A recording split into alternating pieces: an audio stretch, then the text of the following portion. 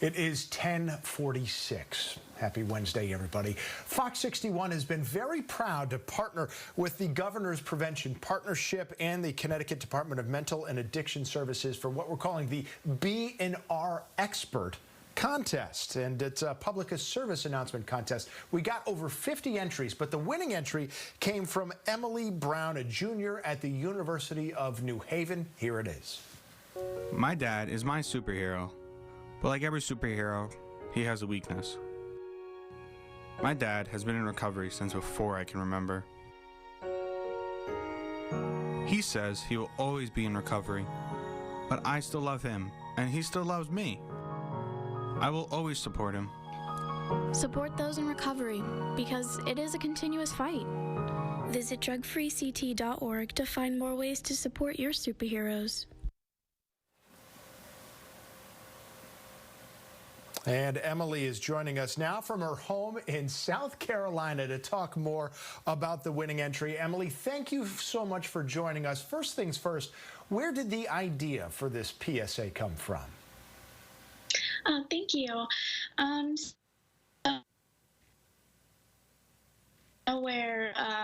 If that makes sense, I attended a PSA workshop in January with my school and Fox61, and I really was only going into the workshop just to learn more about PSAs and how they were made and how they're, relevant.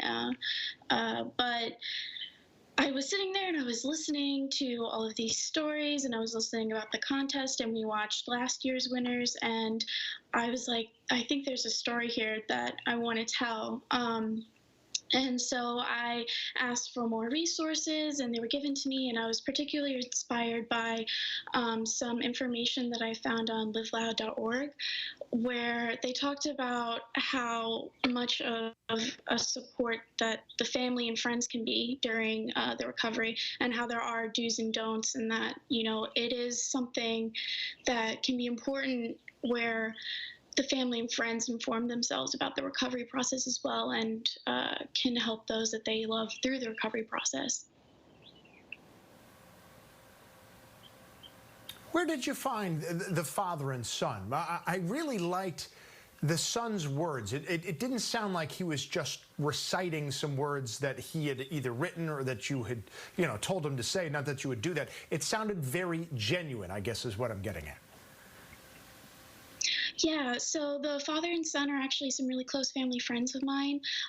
They were just to be in my PSA for me, and talking with the son, who's a very, very good friend of mine, we really kind of sat down and was like, here's what I'm trying to get across, here's what I want. And so my school has amazing resources, and we were able to go into a voiceover booth and just kind of do take after take after take until we kind of found the right one that sounded great.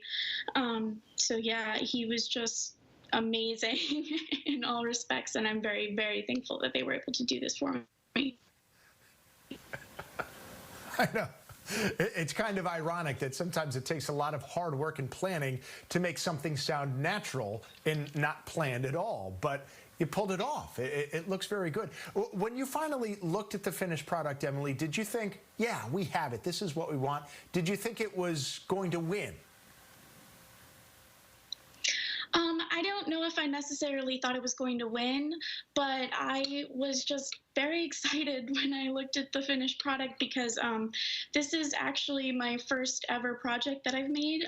My major is in communications and film production, so from here on out, my whole life is going to be, projects and things like this. But this is the first one that I've ever done, so it was just kind of like looking at a baby and being like, oh my gosh, this is my baby.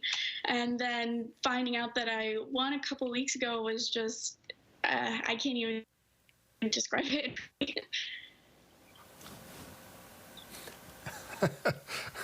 Well, very well done, Emily.